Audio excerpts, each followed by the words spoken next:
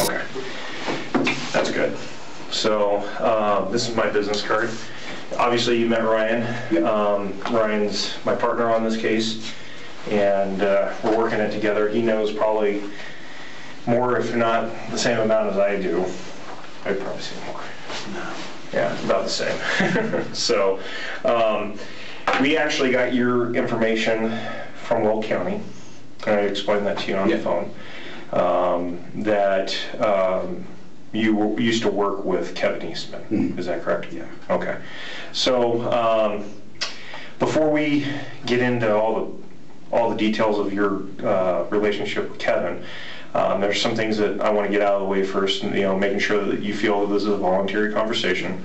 That door's unlocked. It's indicated by the green light that's on that gray pad right there. You can leave this room at any time. If you do, secured building, obviously, you used to work in Will County, that we have to just walk you out of the building and stuff like that. So, and I'm not curious about your past employment at all, because that has nothing to do with any of this.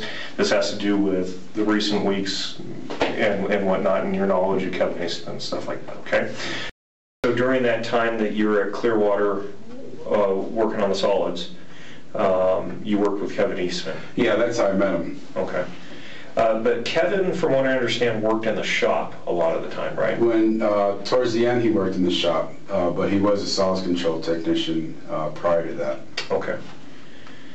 And how long? I'm sorry, go ahead. We actually worked on the same rig, so we were kind of like each other's relief. Okay.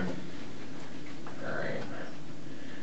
So you guys worked opposite shifts of each other. Okay. So did you ever work the same shift with him? I think we might have worked the same shift on the rig, and then when he went to the shop, I was the supervisor. So me and him actually worked quite a bit together, because as a supervisor, we meet up at the shop. We have supervisor meetings every Monday. So yeah, and then me and him, when we were working on the rigs, we became good friends then. Okay. And then when we were in the shop together, we hung out even more. Okay. So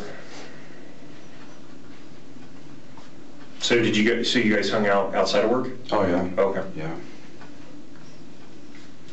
And so you'd say that you probably known him for about 4.5, 5 years now? Mm-hmm. Okay.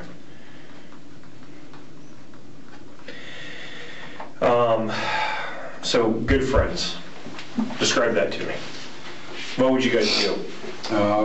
Well, at work, it was mostly work. He might come over and drink some beers at my house. Okay.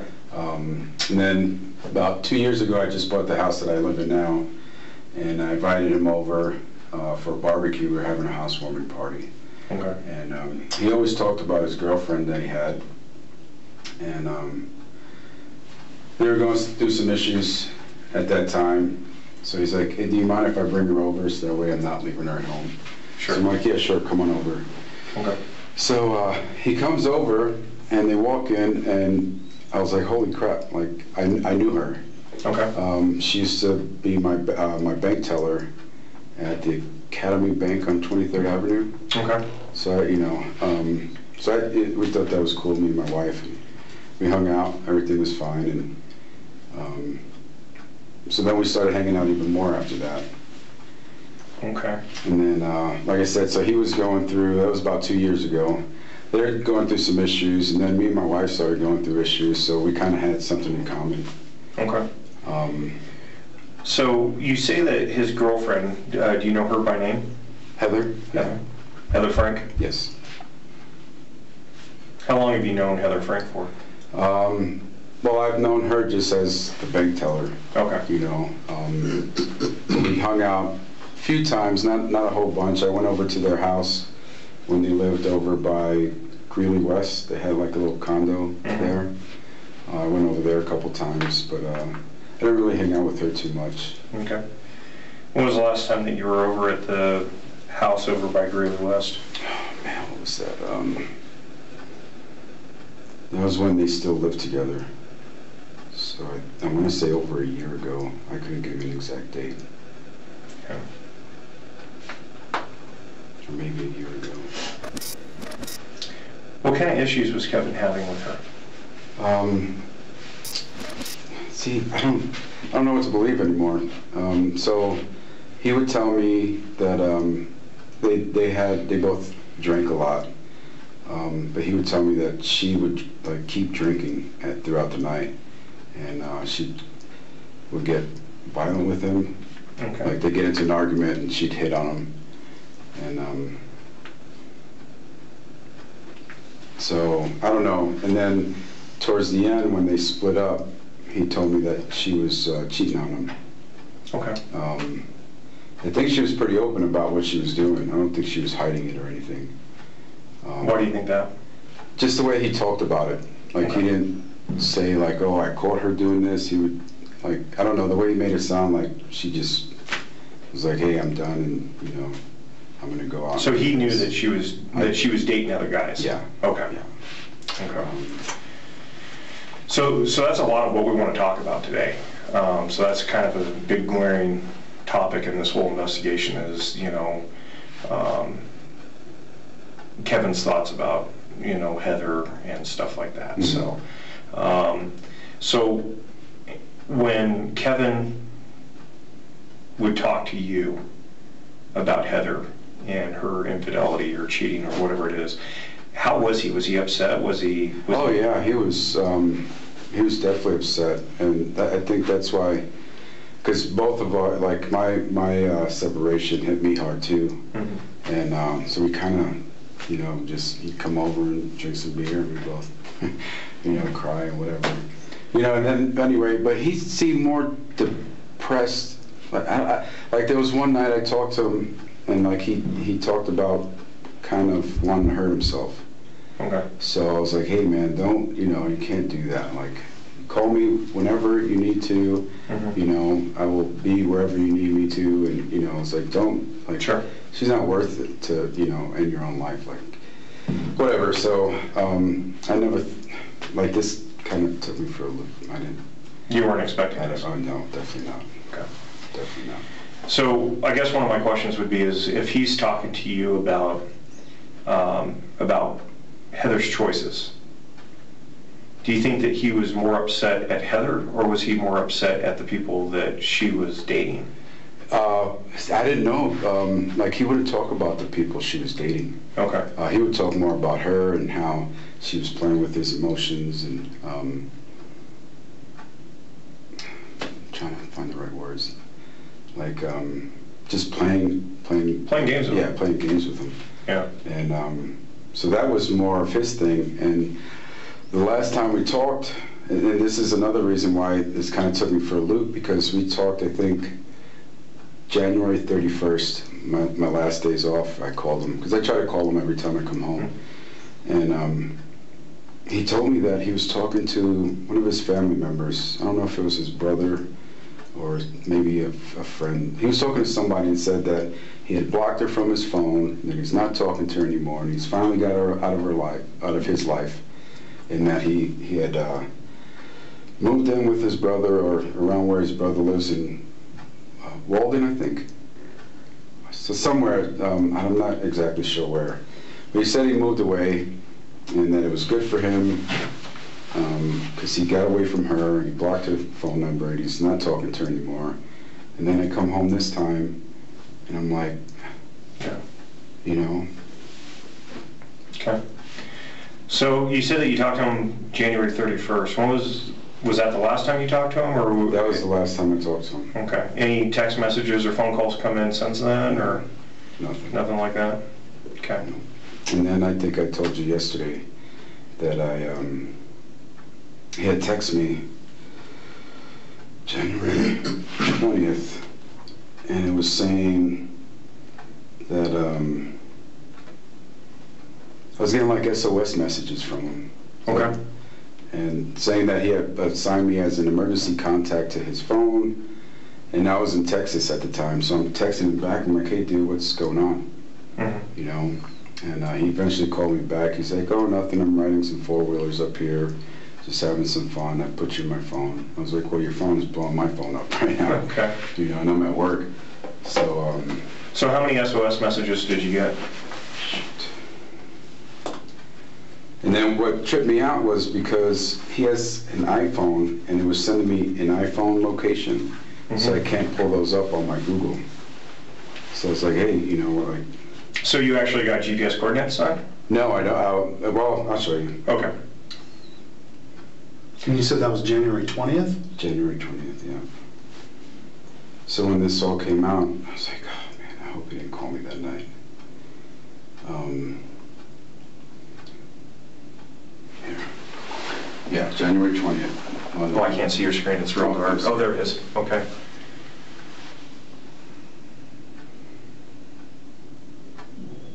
Okay. It kept. Can you tap on the... Well, yeah, see, so here, you go ahead and try. It's okay, I look at your Yeah, phone? yeah. Okay. So you tap on it and it won't let you see what's going on. There's the coordinates right there. Oh, okay. Can I take pictures of this? Yeah, sure. I could take a screenshot if you want and send it to you. That would be great. So January 20th.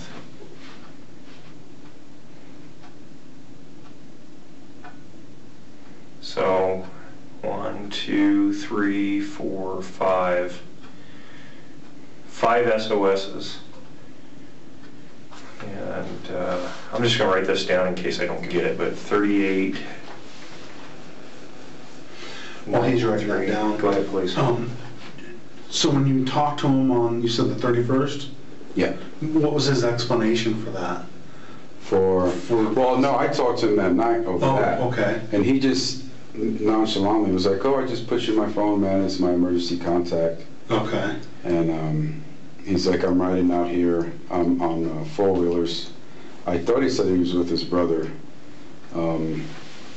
So I was like, okay, cool. You know, I was like, just making sure you're all right. Okay. Can I go further in the messages? Yeah. Okay. So he's like, no, I'm good, you know.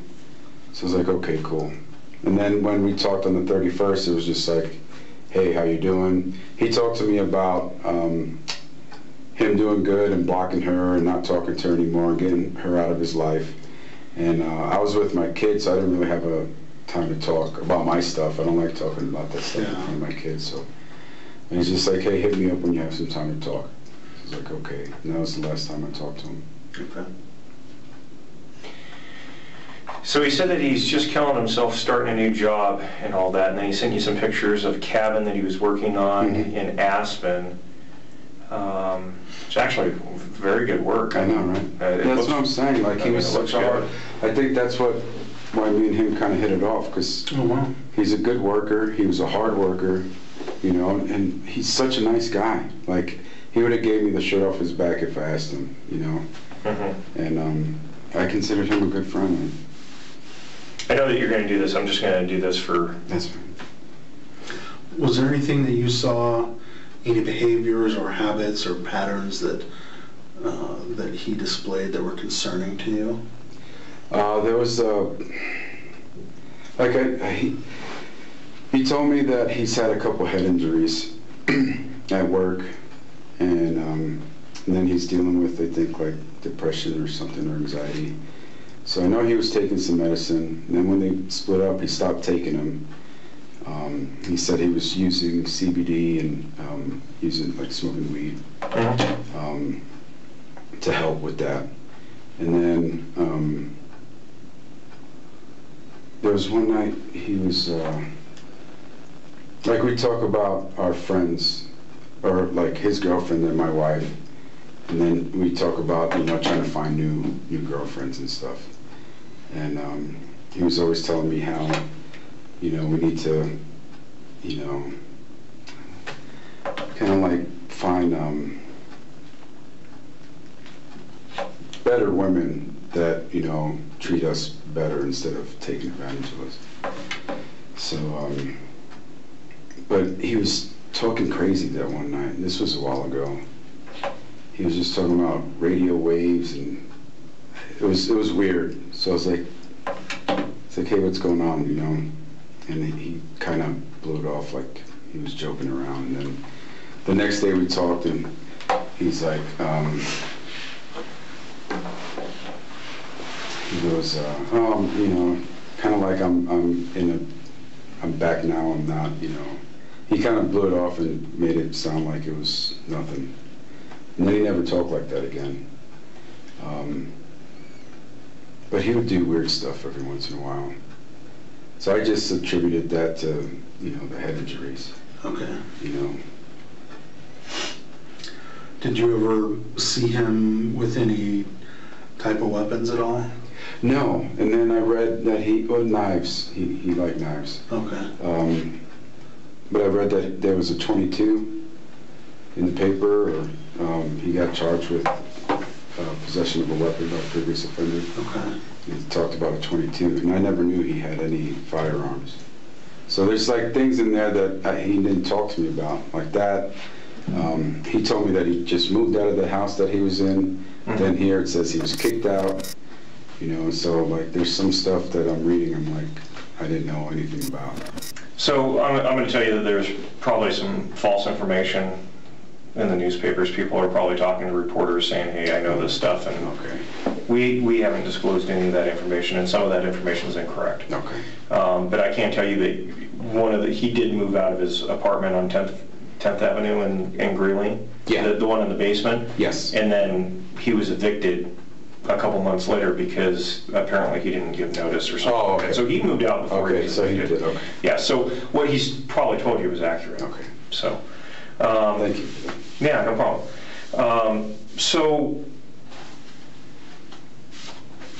And I'm sorry, I was in the middle of looking at all those numbers and seeing if numbers, so I was not listening to what he said. I do apologize.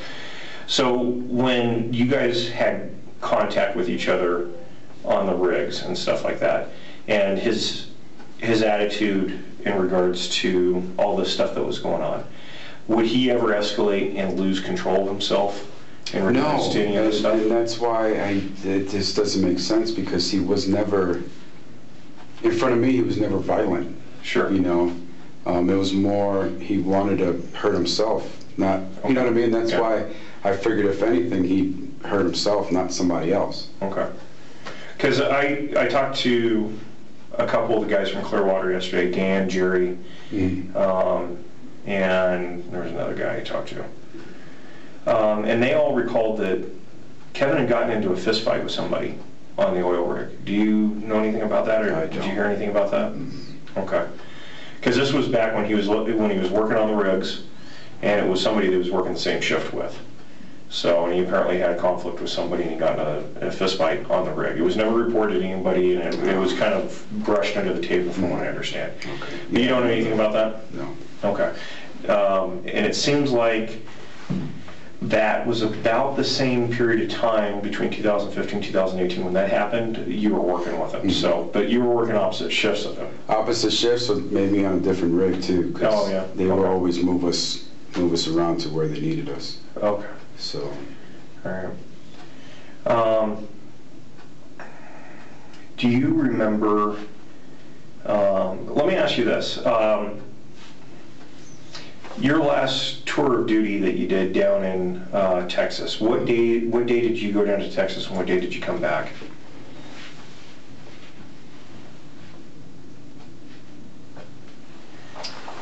So this last time, that's the day I went. I was working days. So that's February 5th.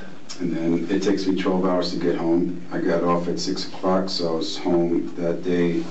Just in time to put out the trash. Yeah. So you left in the morning, or in the evening on Tuesday. Tuesday the 18th? Mm-hmm. And then you got home sometime during the 19th? Yeah. Okay. I usually get home about 4:30, 5 o'clock. Okay. And where were you working at in Texas? What city? Big Springs. Big Springs, where's that, as east It's or?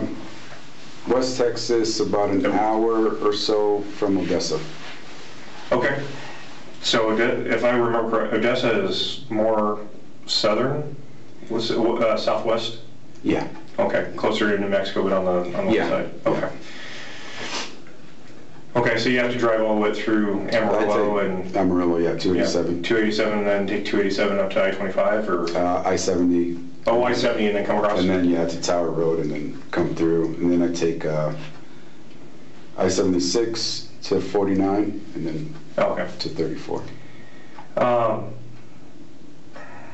So around that period of time that you were on that oil rig, and I know that we've already talked about your last contact with him was around the 31st of January, but did you get any phone calls from him? No, I haven't gotten anything from him. Okay. So nothing around that weekend when you were, that first weekend that you were working the 5th, 6th, 7th, 8th, and anything like that?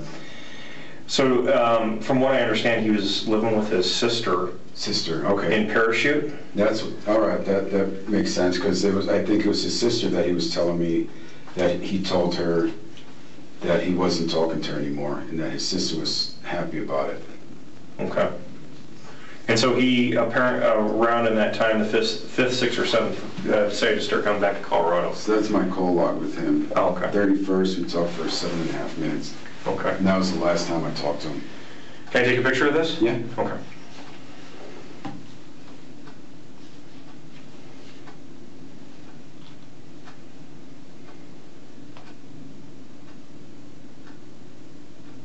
Thank you, I appreciate that.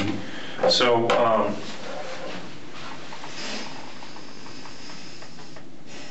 and that's kind of how we found out about you, because we have phone records, his phone records, that shows that he sent you the SOS text messages. Oh, okay. So that's how we figured out about you and what it is, and then Weld said, hey, interview Landon for us, and I was like, yeah, I can do that, it's not a problem. So, and this is more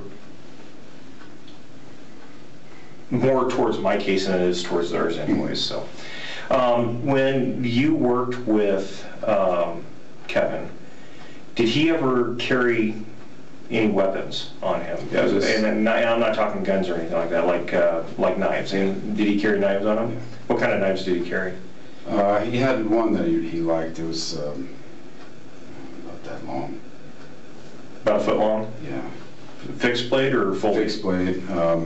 Bowie style, I think. Had it's a wooden handle, maybe. Metal. I don't remember. And then he had a sheath for it. He liked that one. That was his favorite. What kind of a sheath was it? Material. It's like a... Like Kydex type, or? No, it was... or leather? No, just sheer... Like nylon? Yeah, nylon. Okay. Okay. And he always carried that on his hip with him? And not on his hip, but he'd have it with him. Okay. All right. What about his car? What kind of car did he drive? Subaru, not the Outback, the smaller one. Okay. Kind of like a station wagon? Yeah. Or like a crossover type thing? Yeah. Mm-hmm. Okay. The Crosstech, I think it is. Crosstech, yeah. Okay. Did he have any other cars that you knew about? No. Okay. Rumor had it that he had a Jeep. You know anything about him owning a Jeep? Oh, yeah. A green one? Okay. Yeah. Grand Cherokee. Okay. I thought he sold that. Oh, really? Okay. Yeah. Well, that's the first I've heard that. I had been told that he had a Jeep, so I was... He did. I'm trying to figure out where that would be if he still had it. Yeah, no, I think he told me he was getting ready to sell it. He did a bunch of work to it. And this was when he was working in the shop. He was having some issues with his daughter, wanting to stay with him, but then him and Heather were fighting over it and getting into arguments over it, so I think his daughter ended up going back with her mom to California. But he was trying to get her a car, and he was thinking about selling the Jeep. He said he had a seller for it, and I think I left Clearwater before finding out whether he sold it or not. Okay, so that was a couple years ago then? Yeah. Okay. All right. So I know that you said that you knew of Heather, that you knew of her as your bank teller, and that he brought her over occasionally to barbecues and stuff like that. Did you ever have conversations with her? We talk about, hey, you were my bank, like nothing personal. Okay. She was real quiet. So that's why when he said that, you know, like with her drinking and, you know, having a drinking problem and whatever, like that was kind of weird too, but because the way the Heather I knew, it was more a professional, you know, relationship, but she was real soft-spoken, real quiet. Even when she came over, she didn't talk much. So, I don't know. Okay. Have you ever seen her violent with him? No. Okay, but he would talk about that? Yeah. Okay. All right. So one of the things I was told yesterday was that Kevin might have had kind of a short fuse at times, that he would get upset and become vocal. Is that something that... Yeah, he'd like, at the shop, you know, Clearwater can get pretty stressful. You know, like Jason and Dan, you know, just, there's a lot of drama there. And that was one of the reasons I left, because I just didn't want to deal with it. Like, they made that job way more stressful than it needed to be. So I know that there were times when he would get into it with them over, you know, ridiculous stuff. But I never thought it was anything over the top, you know, because in the oil field, guys, you know, we argue all the time, you know, and you'll see guys just, because this, you know, it gets stressful. So you're stressed out about one thing, and then somebody says something wrong, and then you just blow up at each other, you know, so it's kind of normal. Okay. So one of the examples that I was provided yesterday, that Kevin was working on something, and he was having a hard time getting a bolt to loosen. He was really wrenching on this bolt, and his hand slipped, and he punched a piece of steel that he was working on, which hurt, obviously would hurt your hand. Yeah. And he blew up, started screaming, cussing, throwing things and stuff like that. Yeah, I can kind of see that. You can see that? Yeah. Okay. So that'd be normal of Kevin? Yeah. Okay. So obviously, I mean, take your frustrations out, you got a hurt hand and stuff like that. Would you see that that was over the top behavior for Kevin? No. No? That was common? Not common. I wouldn't say common, but I guess if that happened quite a bit, that would be common. But, okay. But you never saw anything like that? Or no, because I didn't, like I said, on the rigs we worked together. We didn't usually have any issues because we both have a lot of experience in the oil field. So when we worked together, things pretty much went smoothly. Okay. And then in the shop, he stayed in the shop working on equipment, and then I'd be out checking on all the rigs. So I wasn't really in the shop with him too much. And when I was, it was never stressful or like he wasn't happy. He never had any issues while I was around. Okay. So obviously, you know about our job and what we do and stuff like that. And we rely a lot on the interviews of the people that we talk to see where we go next. And so my question is, with what you know, what you've read in the newspapers, what you know about Kevin, and being here now with what we're talking about now, is there something that we need to look into, somebody that we need to go talk to that we may not even know about yet? Is there somebody that you can provide to us that we need to follow up on? No. The only people, and I didn't even know about this Scott guy. When it first came out that he was found, I was like, wow, that's weird. And then when the article came out and it had Kevin's name in it, it had his middle name, and I was like, it's not him. I was like, it can't be him. But the age and like some of the charges that they were, I think it might be. So I was messaging like all the Clearwater guys, like, hey, is this our Kevin? Yeah. And some guys were like, I don't know, and then some guys were like, yeah, I think so.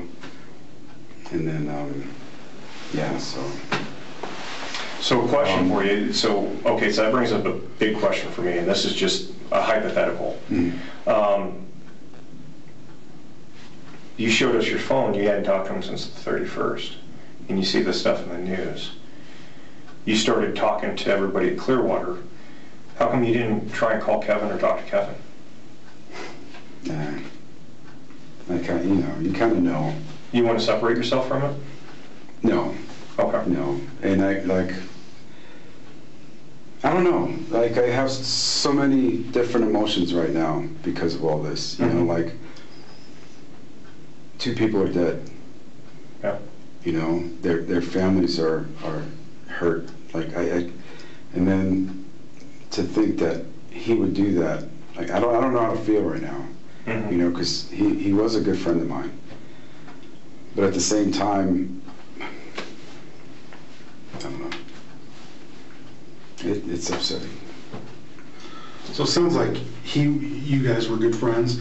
You were important enough to him that he put you in his phone as the SOS contact, or however that works.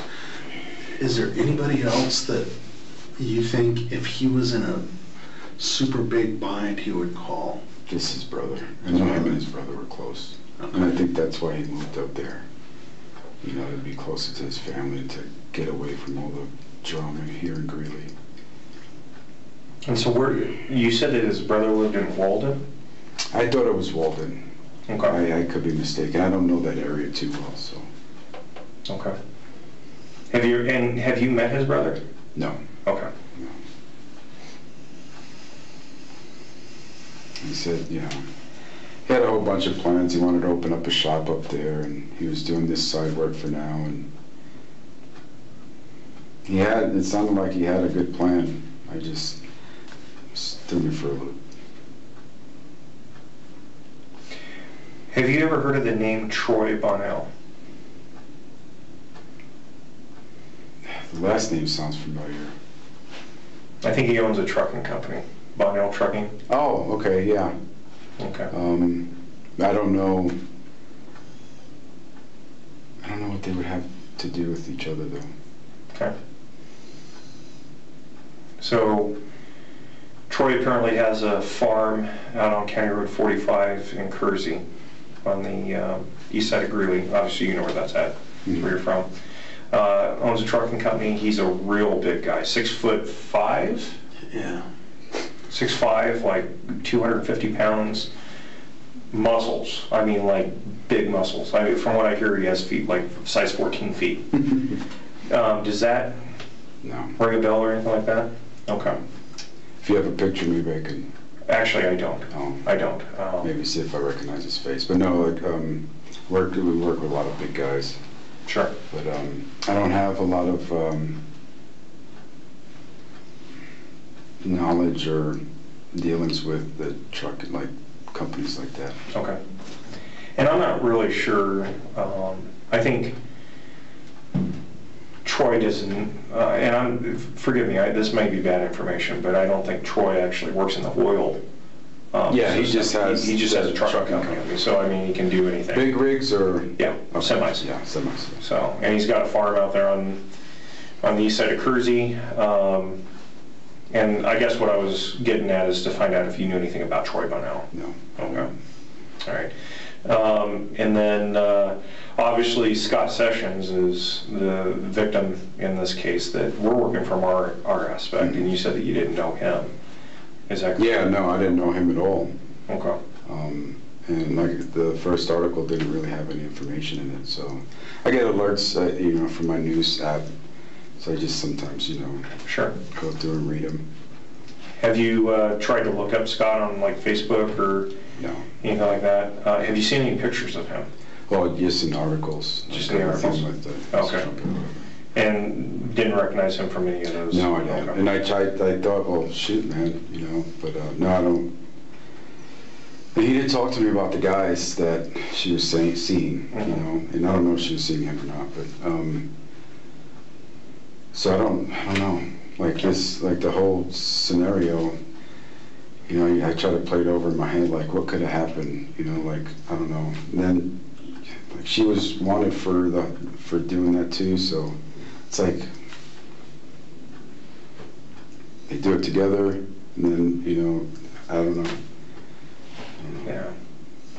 And that's kind of a lot of the unknowns that we have is, what happened? Why did this happen? And stuff like that, because obviously Heather's no longer with us. Mm-hmm. So yeah, Scott's not with us. You know, we never had an opportunity to meet Scott, and you know, and then it's, you know how these things roll. That sometimes people talk, sometimes they don't, and sometimes they tell us the truth, sometimes they don't. You know, and so we're trying to search for a lot of those answers, not only to give to Scott's family, but to Heather's family as well. Yeah. You know, and that's part of why I'm here. You know, because. Well, when it comes down to it, 3 families Yeah. have been destroyed because of this situation. Mm-hmm. And so we're trying to come up with the right answers through and through for everybody. You know, some people may not like the answers that we have, but we're trying to come up with the right answers for them. And you, because you're so close to Kevin, we want to give you those answers as well. So, so is there anything else that we need to talk about that you think that would be important? I've been going through this since I found out about this, and I wish I could, like, I don't know.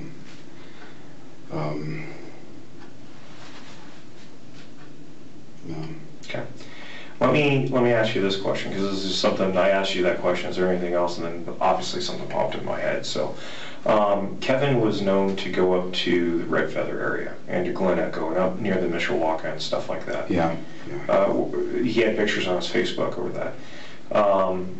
What do you know about his knowledge about that area up there? Did he ever talk about going up there? Yeah, he would talk about going fishing up there. Just he liked hanging out in the woods, going four-wheeling, going on hikes, and he would just go hang out, and you know. So anything specific about that area though? No. Okay. No. And then I looked up that area, just that intersection, whatever, just to see, and that didn't look familiar either. It's like, what the, like, I don't understand, like, none of this stuff makes sense to me. Sure. Okay.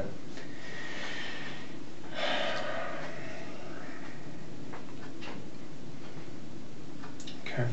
You have any other questions? Nope.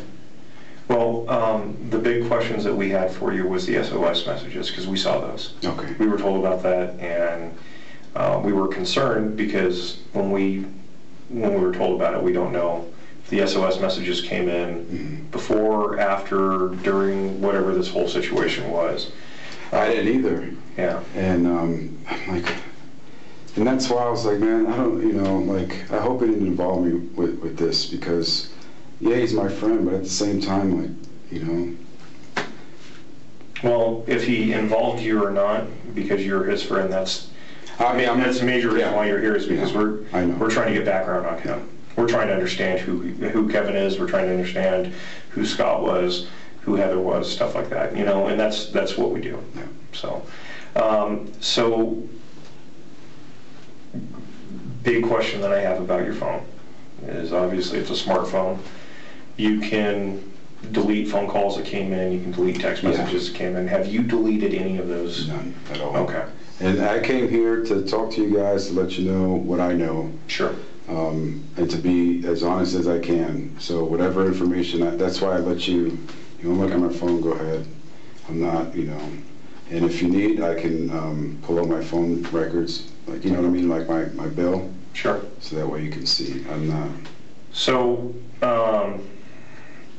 one of my thoughts on this was if you showed us text messages, SOS text messages from the time frame when Scott Sessions was killed, I would actually feel more comfortable taking your phone and doing a download of it. Yeah. I don't think right now, with it being literally in the time frame prior to Heather and Scott actually knowing each other, that those SOS messages came in, I don't feel comfortable taking your phone and doing a download of it, even if you voluntarily gave it. But if that changes, if we want to get a download of those text messages and that call log between you and Kevin, would you be willing to meet with me again and provide your phone to me? Okay. Like I said, if you want, I can print out my bill. Okay. I can't delete that stuff. Sure. You know what I mean? It'll show you every text message to everybody that I've sent. Okay. And it'll show all my phone calls to everybody. It's like an itemized Sure. bill. Okay. So. Well, I'm not absolutely sure that's necessary at this point. I need to obviously talk to Jerry Porter with Weld County. Okay. And he's the person that told me about you. Mm-hmm. So I need to talk to him about your cooperation and what you are comfortable doing and stuff like that. I'm not necessarily sure that it is, because we can see that SOS messages came in on January 20th. Okay, and that's long before any of this stuff started into play.